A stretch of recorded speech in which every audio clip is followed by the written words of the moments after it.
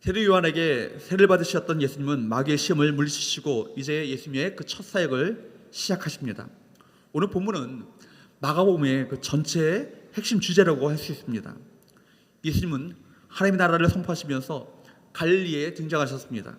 마가는 예수님께서 공생애를 시작하는 이런 모습을 압축적으로 그려주고 있습니다. 오늘 예수님의 공생애를 시작하시면서 선포하셨던 복음의 메시지를 살펴보면서 우리가 다 같이 세 가지 영적 교훈을 얻을 수 있길 바랍니다. 먼저 첫 번째, 따라할까요? 우리의 삶의 주인공은 예수가 되어야 한다. 14절 말씀을 같이 읽어보도록 합니다. 14절 같이 읽습니다. 시작. 요한이 잡힌 후 예수께서 갈릴리에 오셔서 하나님의 복음을 전파하여. 여러분, 예수님의 사역의 시작은 언제였습니까?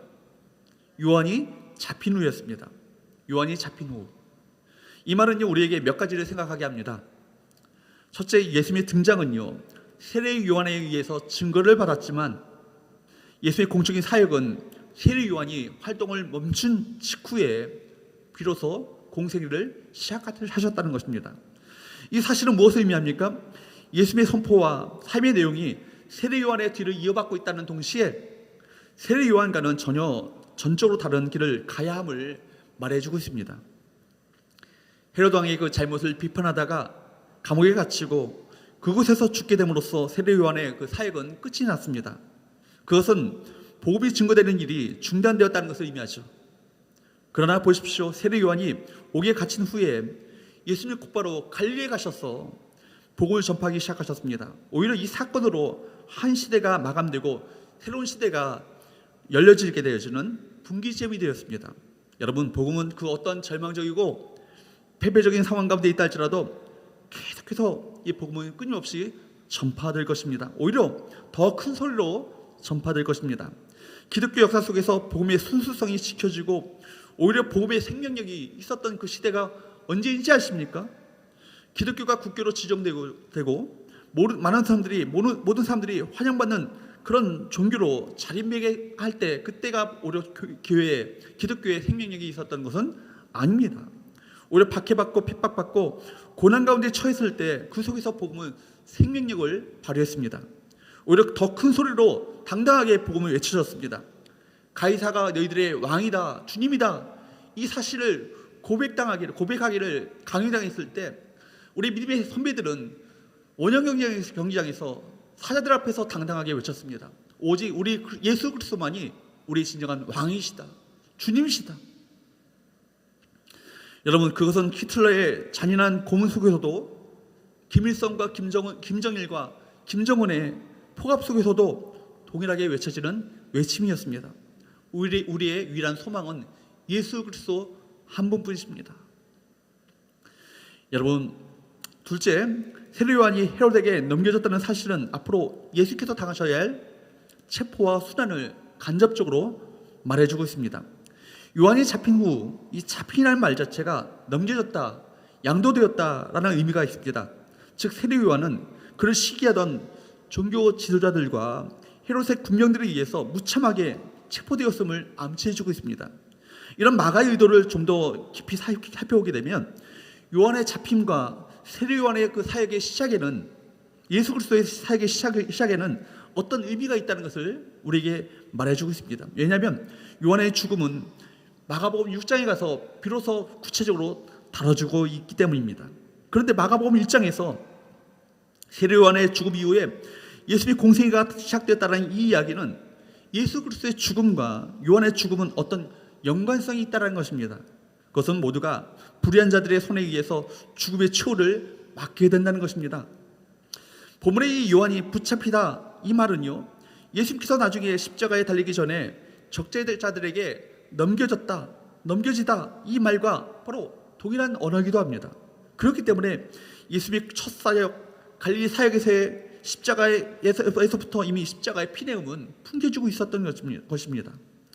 그러므로 하나님 나라의 복음을 위한 이 진리의 길은 세례 요한에게, 그리고 궁극적으로 예수님 자신에게 고난과 십자가의 죽음이 필연적일 수밖에 없다는 사실을 우리 모두에게 말해주고 있습니다. 왜냐하면 이 진리의 길은 이 세상을 지배하는 모든 세력들에 향해 너희 권세는 이제는 끝장이다, 종결되었다, 이 사실을 선언하고 있기 때문에 그 세력들이 가만 그 세례 요한과 예수님을 가만 놔둘 리가 없는 것이죠.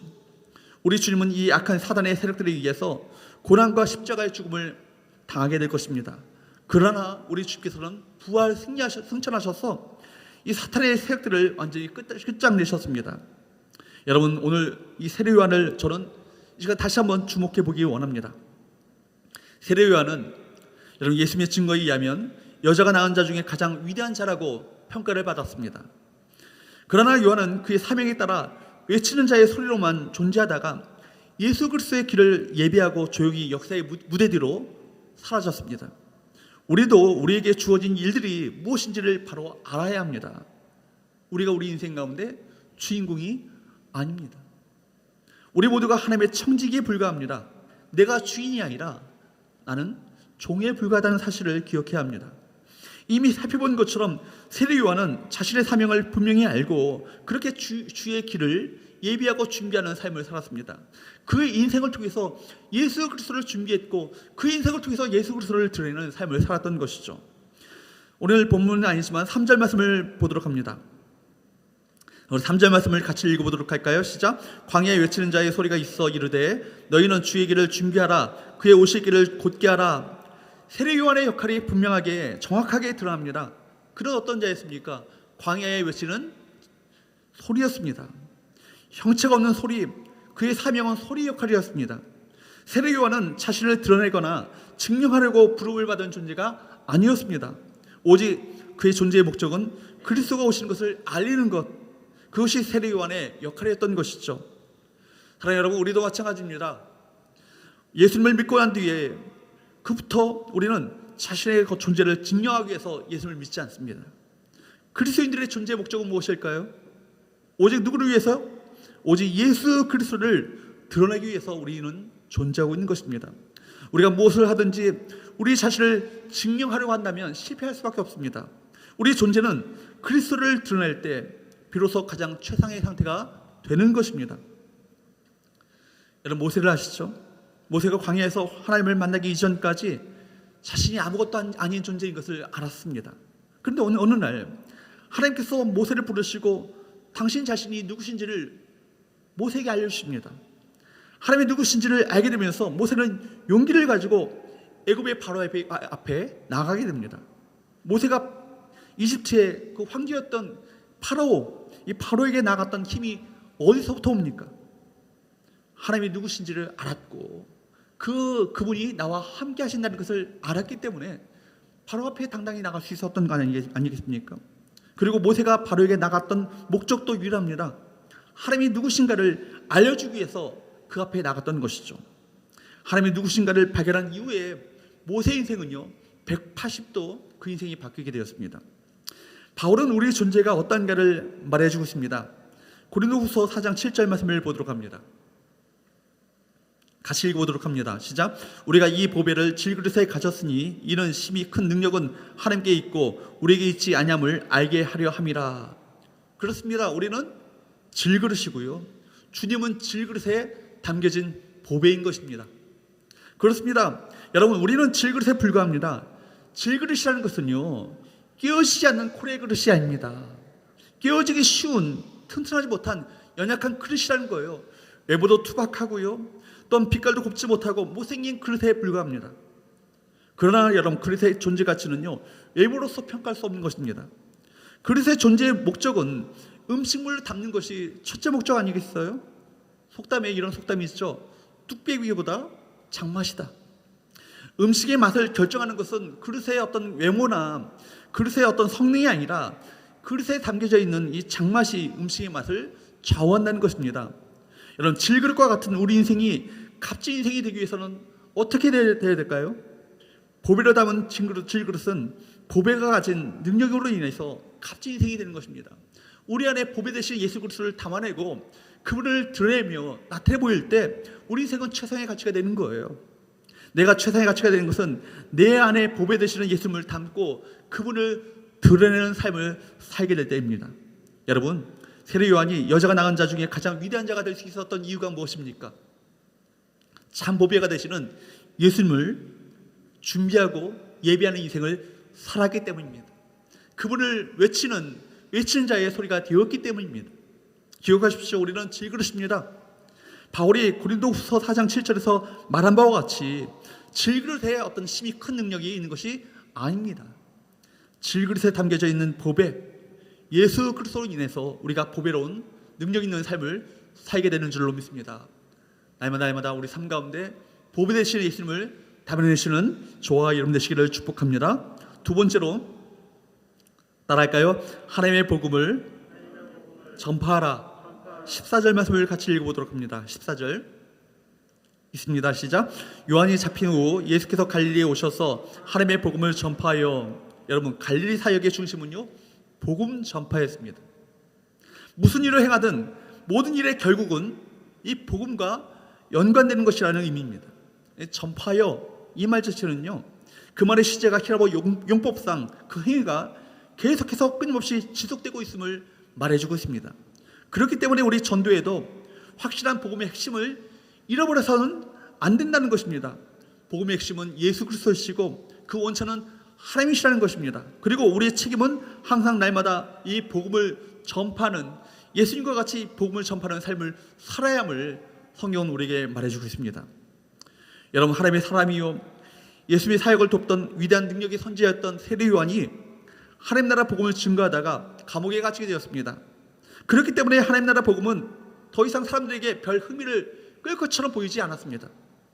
그러나 예수님은 그 하나님 나라 복음을 들고 갈릴리로 가셨습니다. 복음은 그 어떤 패배적인 상황 가운데 있다 할지라도 끄떡없이 전파될 것입니다. 무력하게 세상의 힘에 짓눌리고 일방적으로 당하는 일이 일한다 할지라도 감춰지거나 덮어지지 않고 계속해서 더 큰 소리로 전파될 것입니다.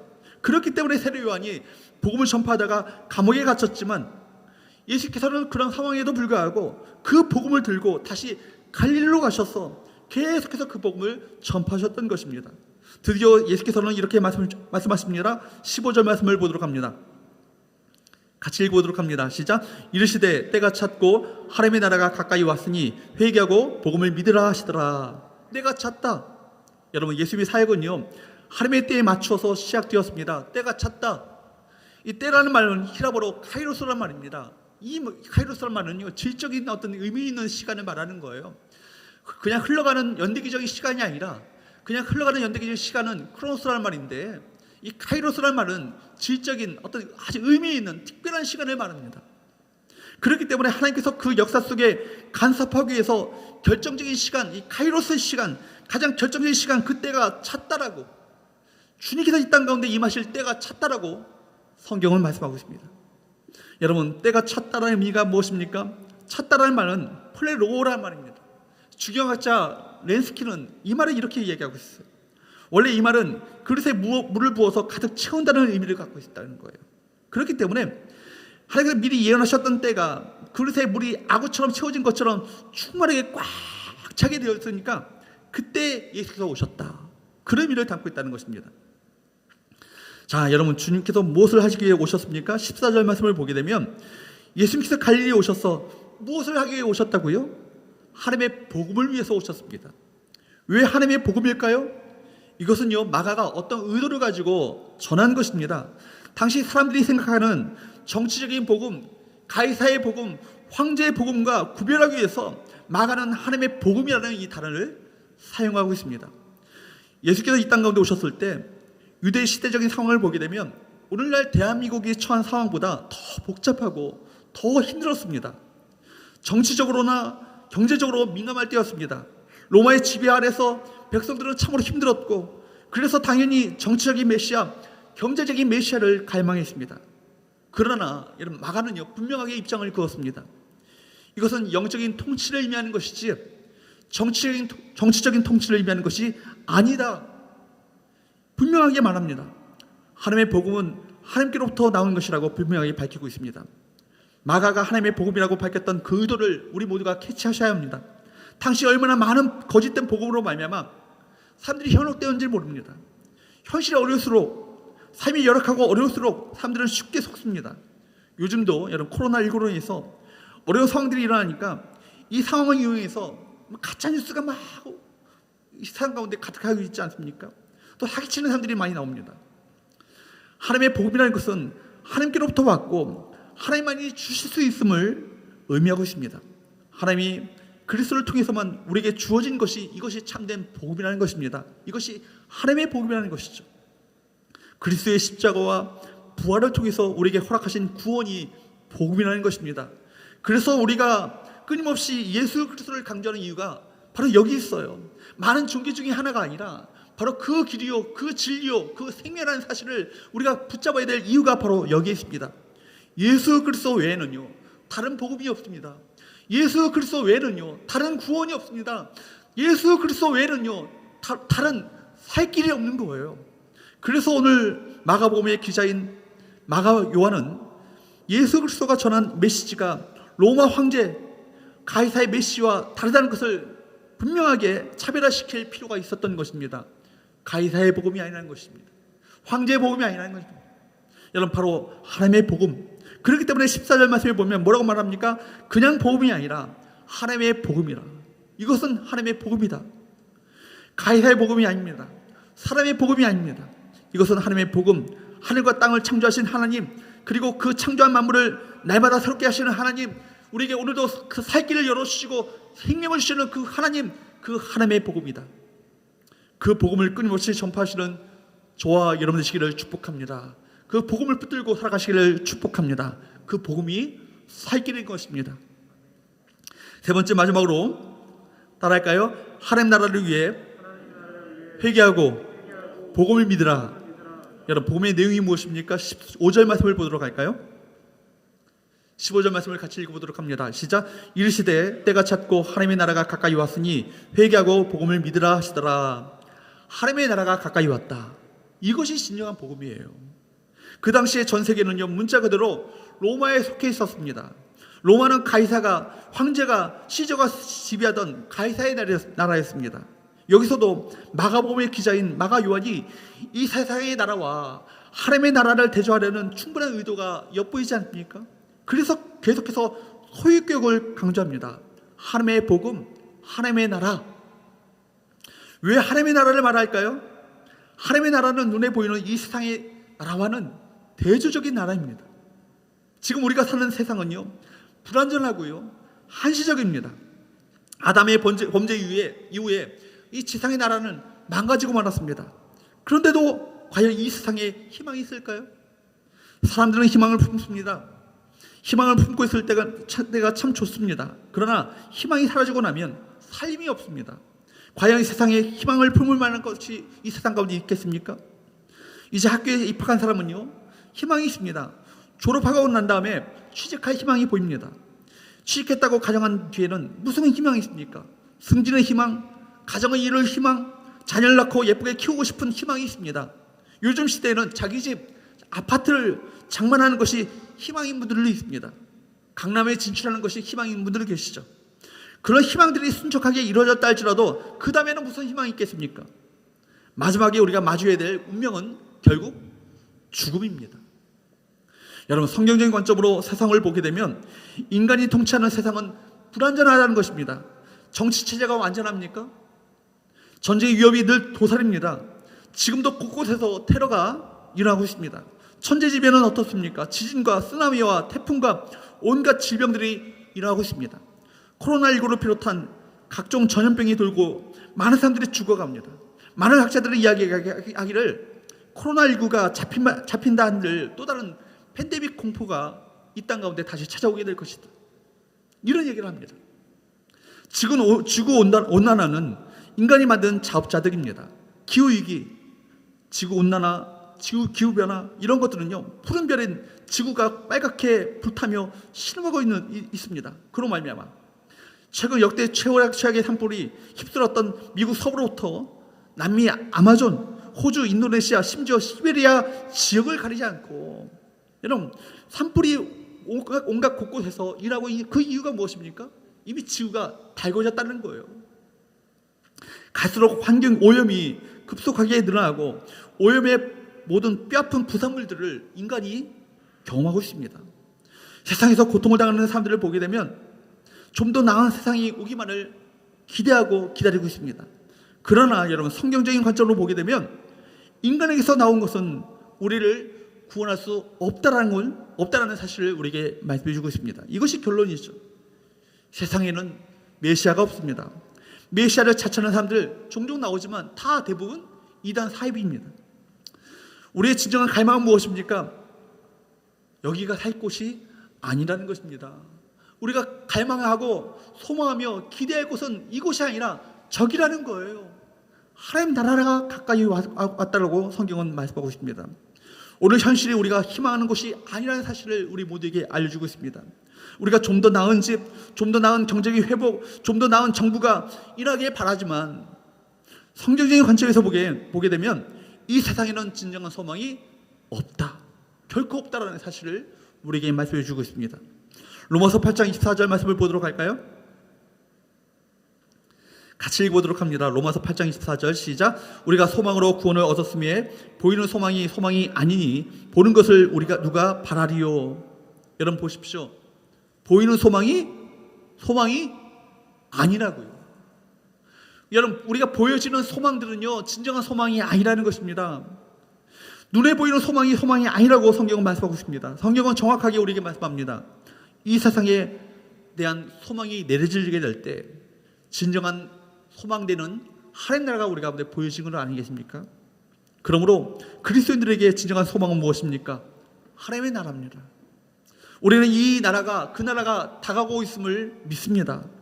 세상에서는 절망하고 고통하지만 이것이 끝이 아님을 믿습니다. 이 세상에서의 삶이 끝이라면 인생이 짐승보다 금수보다 더 나은 것이 무엇이 있을까요? 험하게 그지없는 것 아니겠습니까? 비극입니다. 그러나 주님은 우리에게 무엇을 선포하십니까? 하나님의 나라를 선포하십니다. 예수님은 하나님의 나라를 가지고 이 땅 가운데 오신 것입니다. 예수님께서 바로 하나님 나라의 왕이십니다. 믿으십니까? 아멘. 그가 통치하는 곳이 바로 하나님의 나라입니다.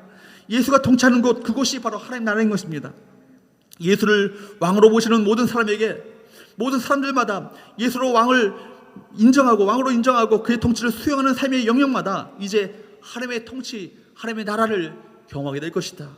이것이 복음 아니겠습니까? 이것이 하나님 나라 복음인 것입니다. 의로우신 하나님께서 우리를 통치하신다면 거기에는 의가 있게 될 것입니다. 평화의 하나님께서 우리를 통치하신다면 거기에는 평화가 있게 될 것입니다. 전능하신 하나님께서 다스리는 그곳에 주님의 능력을 우리가 경험하게 될 것입니다. 하나님이 통치하시는 나라, 하나님 나라. 그러나 이 메시지의 복음의 선포에도 불구하고 왜 많은 사람들이 아직도 이 기쁨의 소식을 그리고 하나님의 통치를 경험하지 못하는 이유가 어디 있습니까? 하나님께서 나를 다스리시고 통치하신다는 사실을 경험하지 못하는 이유가 어디 있어요? 이유는 꼭 하나입니다. 회개하지 않았기 때문입니다.